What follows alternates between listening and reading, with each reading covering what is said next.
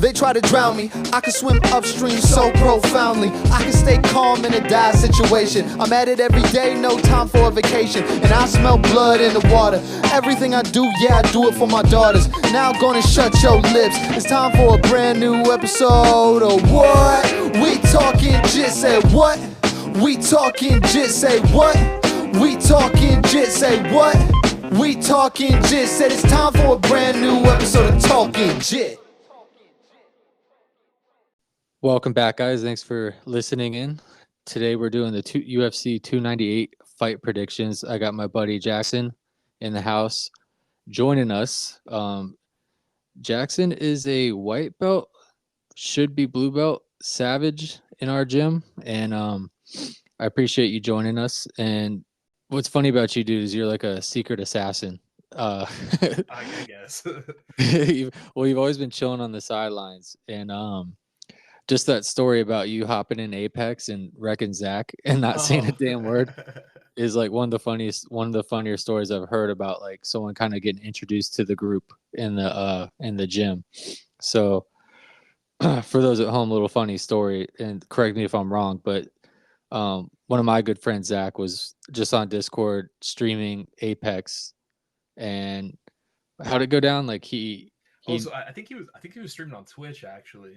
Oh, right. And he posted in his Instagram like, "Hey, I'm streaming on Twitch, man. Come watch me." I was like, "All right, I'll watch." So I was watching for a second, and then I saw that he was just playing in a duo, and they had a room. So in his chat, I was like, "Hey, can I join you guys?" And he was like, "Hell yeah, man, hop in." So I jumped in there, and I didn't talk or anything, and I just kind of was playing a couple rounds with them. I had to go to work shortly after, so I didn't play many. But then when I saw Zach next at, I think it was a Nogi, I was like, "Hey man, I was playing Apex with me the other day." He's like, "No shit, man, that was you." I was like, "Yeah, that's me." The impression is fucking great, dude. Oh, That's so you. funny. Thank you. So yeah, it's pretty stacked card actually as we're looking through here. Yeah. This one came out of nowhere. I don't know if I just got busy or what, but I saw the UFC countdown. I'm like, oh shit, it's time to do a fight prediction. So, and you jumped on it right away, came through in the clutch. Always.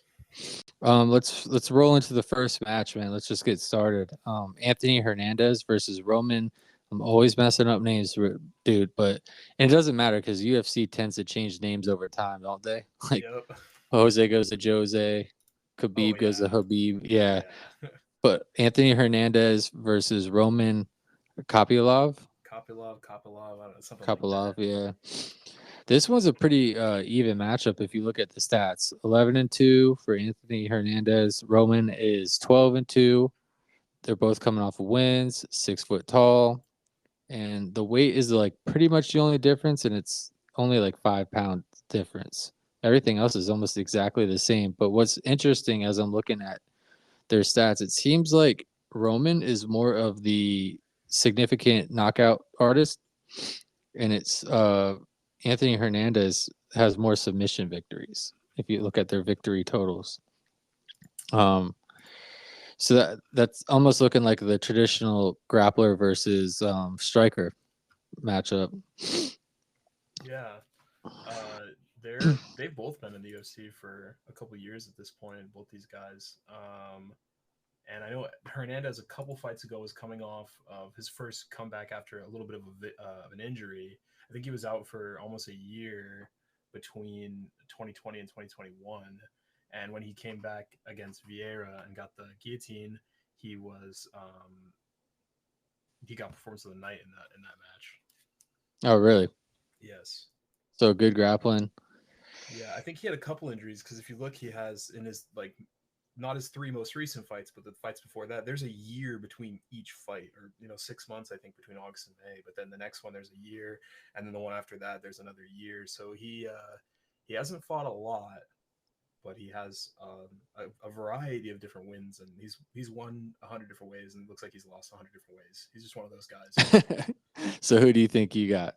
I think that if I had to take this one, I'm probably going to go with Kopylov. He's on a 4-fight win streak. I think Hernandez is also on a 4-fight win streak, but Kopylov's kind of like the list of guys that he's beat is a little bit better than the list of guys that Hernandez has gone against, especially with how they've kind of been falling off. Like Shabazian and Andre Barriault have both fallen off a little bit. But both those guys are also great fighters, and same with Kopylov, Josh Friend, and Claudio Ribeiro, also great fighters.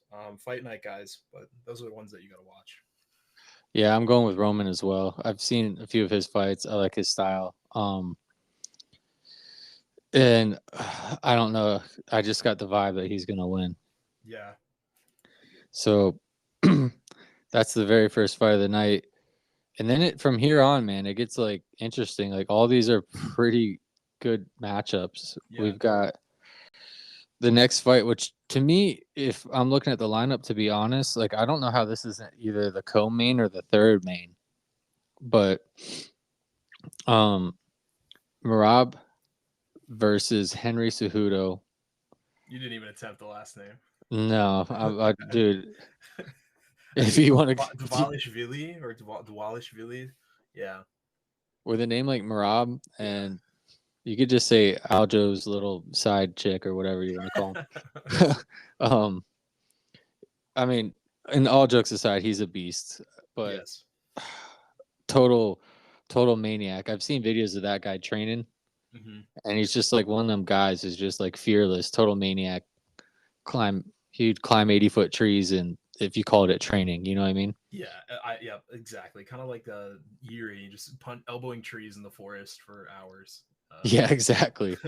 Him versus Henry. I mean, this is interesting because I feel like, and I'd like to see your opinion, but I feel like we don't have a lot to go off of Henry Cejudo because he came off of such a out of retirement, and he fought Aljo, who at the time was the king. And it almost seemed like to me he had a little bit of ring rust to get rid of, you know? I kind of agreed watching that fight. I think he's been in the corner for too long. He's still fighting with the coach's mindset. He's not fighting with the fighter's mindset. And if I remember correctly, he started warming up towards the end of the fight. It kind of seemed like towards the end of the fight, he started acting more like old Cejudo, you know? Yeah. I 100% agree. So I think it comes down to like, are we getting old Henry and he's still young enough to, fight hard? Or are we going with this, guy with like all the steam? I mean, Merab he's beaten impressive people. Yeah. He's a cardio machine, and he's not the type of guy who stops coming forward. No. So I think Henry's going to have to come out and actually like push the fight like how he was supposed to against Aljo. Yes, especially considering that Merab and Aljo are in the same camp with the same head coaches. Henry Cejudo should realistically have this game plan of what he needs to do because he has basically seen what he did wrong against someone from the same camp. Right. I honestly, I want to side. Everything kind of points to, in my opinion, Merab winning this fight. I'd like to see Henry do it, and I'd like to see him stay relevant. But I mean, having the same camp as someone who successfully beat you already, plus this guy's a cardio machine. Like cardio is not an issue with this guy, and Henry had such a kind of like he didn't push as hard as I thought he was going to push against Aljo. So he's either going to have to come out this fight completely different to impose his will, or he's just not going to do it. Especially, and I think it's going to be a 3-round fight. So it's right. He doesn't have deep waters to play with. No, he's got 3 rounds, and he's 4 years older, 2 inches shorter, 4 inches reach difference. I mean, the cards are not in Henry's favor. Similar records from 2 different fighters. A fighter that's never held a belt with 16-4 versus a fighter that's held a belt 16-3. That's probably the biggest discrepancy in this whole thing, though. Henry Cejudo has held many belts. UFC, Olympic, he's a legend, and I think that's going to be probably what Merab is like really showing here, that if he beats Henry, there's no doubt that he is the absolute next title shot. Yeah, if he beats Henry, you think he's going to get the title shot? I think so. I think he's been knocking on that door, and with Aljo out of the way, with them being in the same division, I think that it's most likely Merab getting a title shot. How do you think that works out in that scenario? Like Merab goes against O'Malley, And Mhm. then what does Aljo do in the meantime? Because if Marab happens to beat O'Malley, then they have to fight each other. Is that going to just, are they going to promote the shit out of like this huge I'm weird not. event? I'm not sure. I think they both said that they refused to fight each other, and they either one of them either said they'd go up or down one way or the other. I can't remember, like weight class wise, Oh so yeah, that way they can avoid maybe that. Aljo would go up. Yeah, I think he said he'd go up if I'm not mistaken. Yeah, maybe it's Marab's time, man. I'm definitely going with Marab on this Me one. How too, about you? 100%. Yeah. As much as you love to see like a guy like Henry come back and get a victory again. Not against Marab. I like Marab. I think he's funny. He's been playing a lot on social media lately too, which is so funny. You saw the one with the whiteboard, and he's like breaking down every fighter. So funny. No, I gotta Oh, check him out. hilarious. He's so T- funny now. to be honest, like I respect him, but he came off to me like a little bit of a, I don't know, like him and Aljo, bro. I don't know. It was just a little bit too weird for me. Like Yeah. I get like the brother training and like the bonding and like having a, we see guys do that all the time in our gym. You get like two guys. I've done it before. I've had people that I enjoyed training with, and you're like, oh, you know, brothers for life. And then I get it, but it was just like a little bit creepy to me. So it kind of it didn't catch my interest. And that Yeah. just, I mean, do you? He's a beast, and so is Aljo. But like, Mhm. I just haven't checked into him, other than like seeing like UFC events he's on and watching like the countdowns and like the little biographies about the fighters. Right. But if he's got some funny shit, bro, you know me, I'll go check it out. Yeah. I love a good trolling. Yeah, at least lately, that's kind of where he's gone. Ever since he put Sean O'Malley's jacket on at the end of that fight, that's been. See, that's like the weird shit to me. Like came up and put it on, and it's like him and Aljo like picking on O'Malley and just being Yeah. like it's almost like my boyfriend doesn't like you, so I don't like you. Like I don't, I just I can't like it There you to go. me. That's the way to put it. I want to see like a little bit of like an alpha male. You know what I mean? I Like know what you mean. Yeah. a little bit of like a strong personality or your own personality, not like a little bit of like, my big brother says you're a jerk. But Yeah. so we both got Marab. Man, here's another one. Jeff Neal and freaking Ian Machado Gary. How the hell does this become the co-main event? Yeah. I mean, the bottom fight, at the beginning of this card, the first fight is kind of a throwaway. I think you could easily switch that out with the Mackenzie Dern fight in the prelims, at Hmm. least in my opinion. Oh, I And totally then agree. Marab not getting Marab being below Jeff Neal and Ian Gary is pretty crazy to me too. I agree 100%. It's just like the dude. Nobody seems to like him, which I know nowadays sells like hotcakes. But Nope. but that's what everyone aims for, is make people hate me so I get paid more.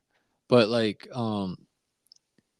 it's like he wasn't like a co-main event on the last fight that he kind of like, you know, conspiracy allegedly bitched out on, Right. because I heard him, he was making phone calls. I'm sick. Oh, I got the flu or whatever he was doing. Yeah, And some I people did said hear that about that. that sounded like a lot of acting, but who knows? Maybe he really was sick. But I don't know how they put him up here. I know everyone is hoping he gets beat. I I hope he does, just because I can't stand his social media. I liked Ian Gary up until like the past fight or two. I really Mhm. did. But that's all the emotional shit. Let's get down to the freaking numbers. Yep. So he's undefeated. He is what is that? 4 inches taller. He's got a little bit more weight than Jeff Neal, and actually his reach isn't longer; it's shorter by half an inch, Yeah.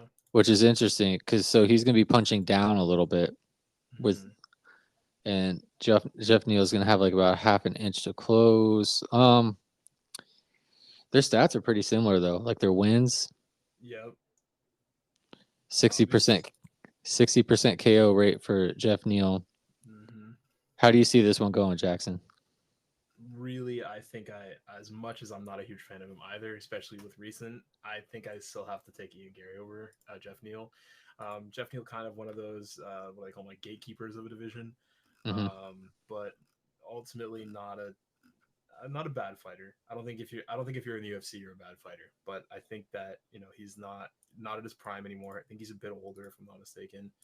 Um, I think yeah he's 7 years Gary's senior, and he's what's that 5 inches difference, 4 or 5 inches difference. That's a good amount.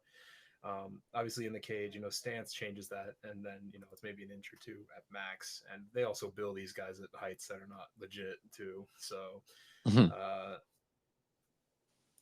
Jeff Neal's coming off a loss, I believe. Um, before I say that, let me double check. Yeah, he is coming off a loss from Shavkat. Obviously, that's kind of like That's a wash. that's yeah, it's hard to say, but before that he had 2 wins against Luque and Ponzinibbio, both two guys that have always been pretty high up in the rankings in UFC welterweight, and then now we have Ian Gary, kind of number 10 in the rankings going up against Jeff Neal, number 8 in the rankings. I want to take Gary. If I'm a betting man, I'm taking Gary. If I'm for the fun of it, for the hopes, I would take Jeff Neal. But I think stats wise and style wise, I want Ian Gary. So, and let me ask you this too. I probably should have said this a little bit earlier. Um, so the way we've been doing it, just for fun, and obviously the listeners can play along as well. So, like, we've been doing our picks, Mm-hmm. like whenever we do these fight predictions, and then like I always like to throw like a bold pick in there, so you can pick like a finish by anyone, and that'd be like your Oh, bold pick. okay, I see what you're So saying. I know we're already halfway through, but if you want to throw a bold pick or two in there, have fun. But and like say you and I have like at the end of the night we have like the kind of explaining the game a little bit too late, but like say you and I have the same like amount of wins or losses depending on who we picked, but your bold fight like was close, you know? Uh, it like evens out then. Yeah, it's fun. It's been fun because like That's what you're you can get the fight right and you can get the finish right, and it's makes it a lot of fun. Yeah, picking a decision or like the way that a fight's gonna end is always like it makes you feel like God. You're like I made that up. I knew it was gonna happen in my mind, so it had to happen that way. I've been doing pretty good with my bold picks. I've been sucking at the main event picks. So all you guys listening, you might consider betting against the main event pick. um, obviously, be responsible. Don't listen to me. Um, let's see. I'm trying to look at the welterweight division, dude, and see where we're at with rankings. Okay, here we are. Shavkat is number 2. Wow. Yes.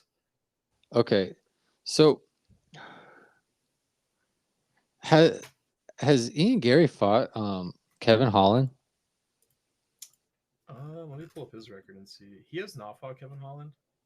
I think His, that'd be a cool fight to watch. yeah, he's kind of fighting these gatekeeper guys. The last guy he fought was Neil Magny, which is Okay. another one of those like gatekeepers. Gatekeepers, yeah. Yeah, and he That beat dude him. just barely pulled it off at the end last Oh, Neil event. Magny's last fight. Yeah. All right, so and I'm looking at the records right now. Shavkat, Vicente Luque. Yeah, this is a tough fight for me to pick. I agree with what you're saying.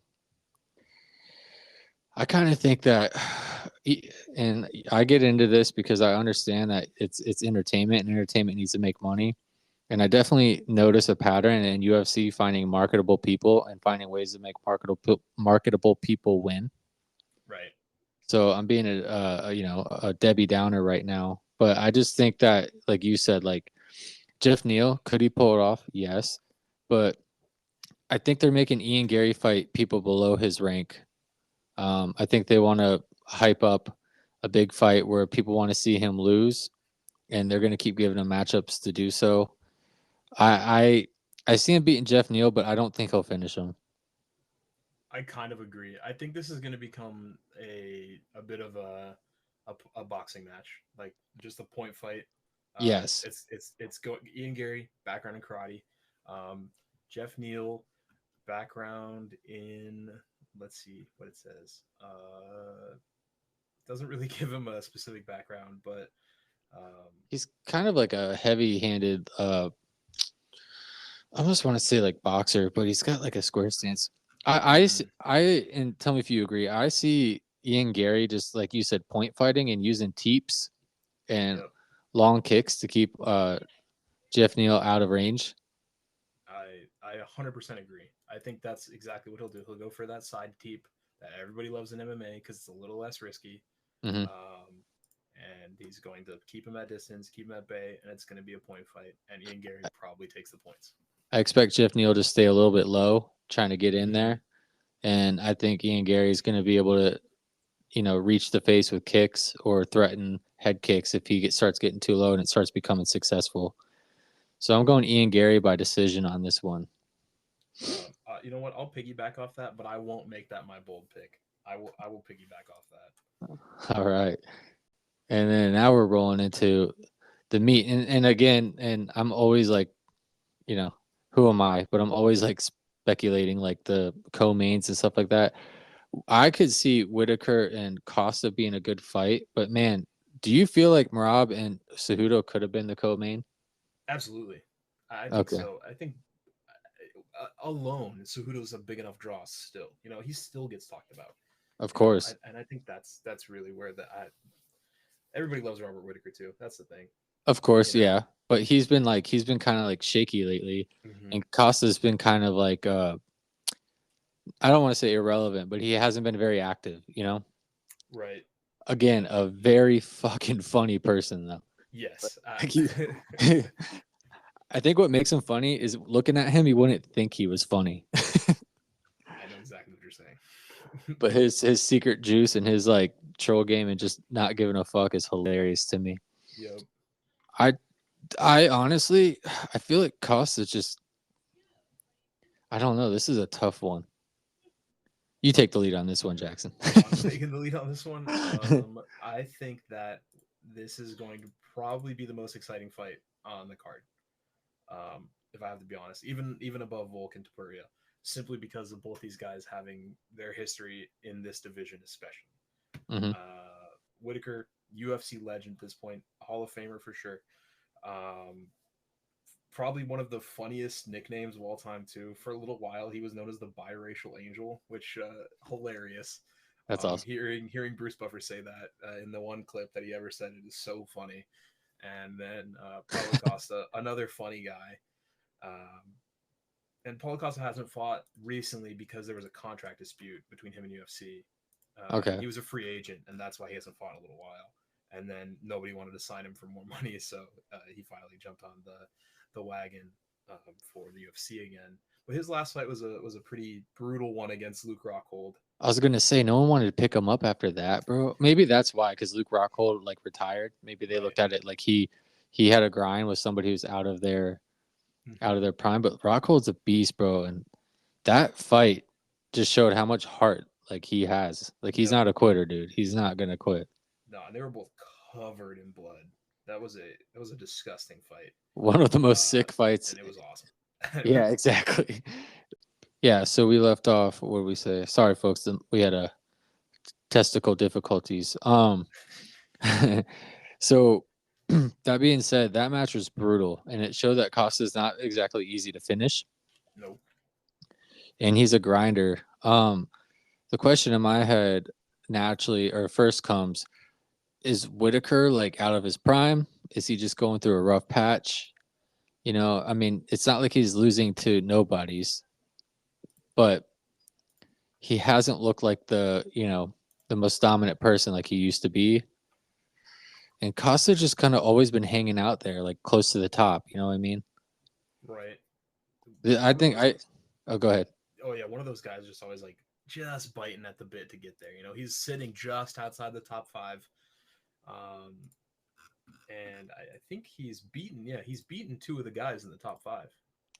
Yeah, and then that Izzy fight, Izzy just kind of embarrassed him. Yeah. Which is crazy because if you think about it, Whitaker and Izzy had that close fight. Mm-hmm. And then they fought again, and Whitaker looked better against Izzy if you judge off MMA math.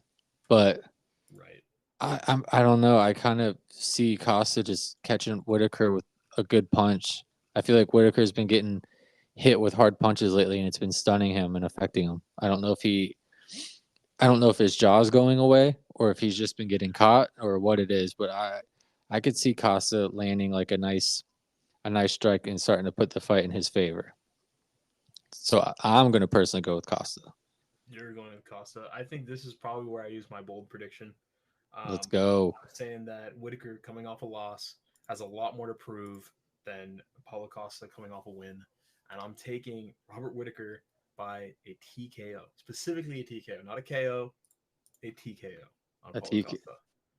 Let's go. Okay. Probably ground and pound, but you never know. Could be from like a nice body shot. Is this a 3-round fight or a 5? This is 3. And, okay. And I'm kind of basing it off of knowing that Whitaker fought a short fight his last fight, only made it 2 rounds. And he has a lot more to prove than Paulo Costa does. Paulo Costa is going out there to fight for money. He's a prize fighter right now. So he's only going out there to make a check.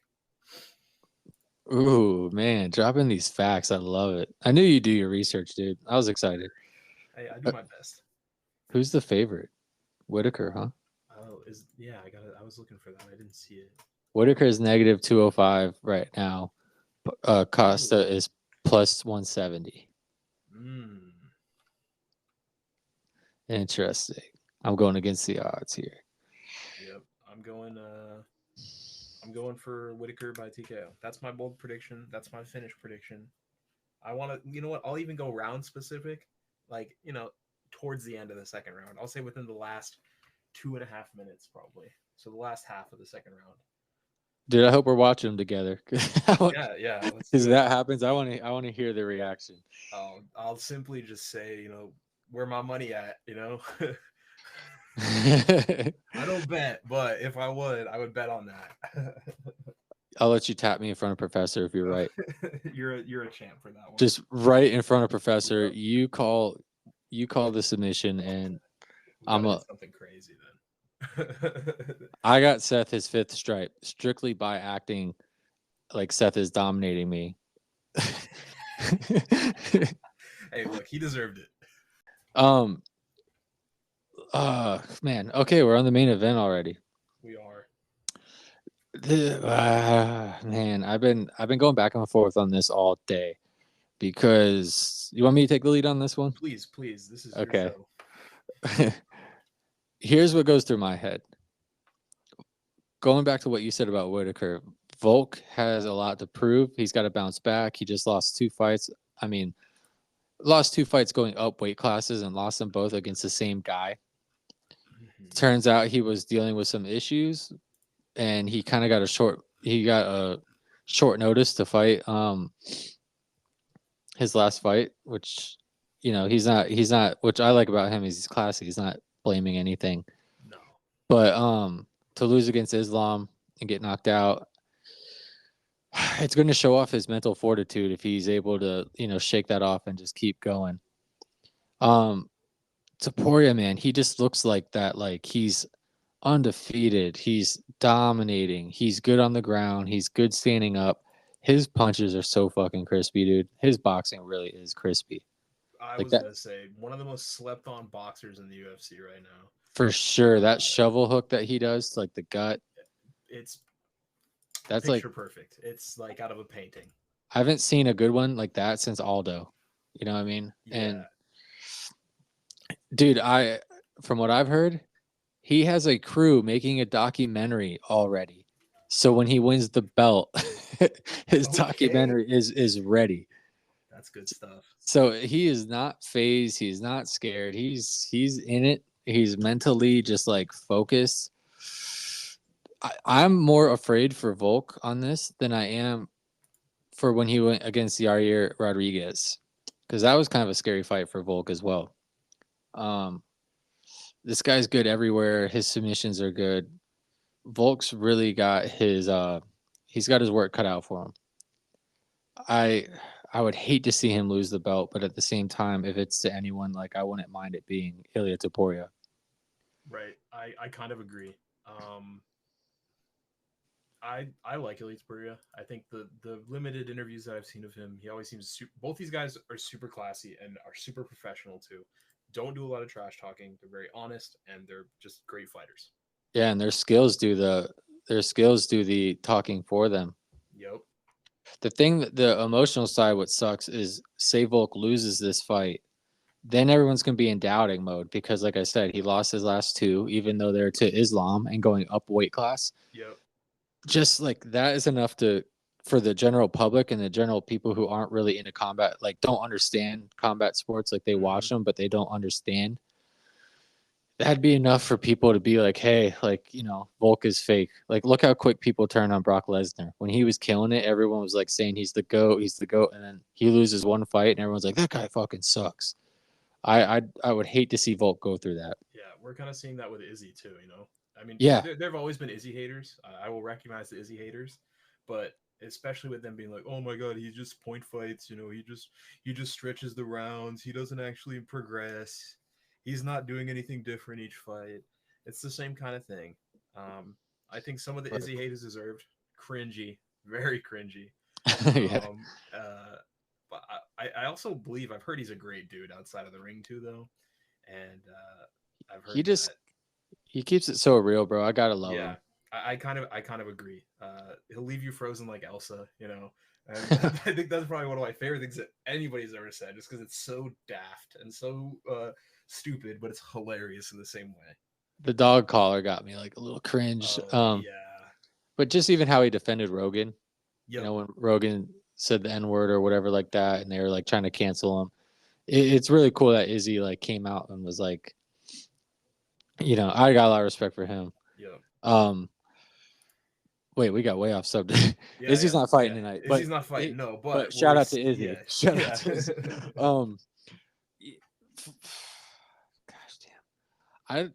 I just feel like Volk is gonna have such a hard time. I got this like feeling that it's Ilia Toporia's time, and I think a lot of the belts are gonna switch this year. I think so too. I mean, I think there was a graphic that I saw that was like the last four champions in like middle. I know this is not middleweight again. We're talking middleweight again, but like there's been so many belt changes in middleweight in the last 4 months, and then they showed like a stat with like heavyweight or with like Volk's weight class. Like there hasn't been a belt change for 5 years now, going on 5 years in the featherweight division, in Volk's division. Mm-hmm. Although he lost his last two, he didn't lose his belt because he was fighting for pound, right, and the lightweight belt, which is gangster in itself. Because if you look at his record, it's 23-6, or I'm sorry, 26-3, and 2 of those are from Islam Makhachev, which is a 155 fight. Yep. So you could almost say like, I mean, it counts, but like 26-1 in his division. Let's say it that way. Yes. Man, his last loss before losing to Islam was, 10 years prior? Mm-hmm. Obviously through different divisions, but he's been in the UFC a sneaky long time. Like he's been in the UFC since 2016. He's been fighting in this league for 8 years now. This year.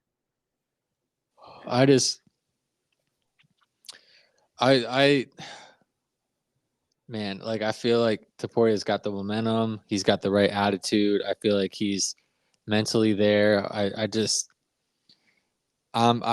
lean with Volk, man. I think I just threw a curveball, I think, but like I think I'm gonna go with Volk on this one, bro. I was nervous against Yair because that guy's so creative and so lethal, and he had such good range, and Volk had such a good game plan for him. He always comes out with good game plans. The dude's willing to put in the work, and I just am just gonna put faith in Volk has the recipe, and he's not nervous about it at all. I'm actually 100% with you. I love Ilia Topuria. I think this is if the belt's switching, I'm glad it's going to someone like Topuria, but I think my prediction is that Volk still wins. I don't want to say finish. He's not a huge finisher. He does get his finishes, but not that often. Right. So I think that's another huge factor to me because like Topuria is a finisher. Yep. But he's like efficient. Like he's not risky. He's a dominant finisher. Yes.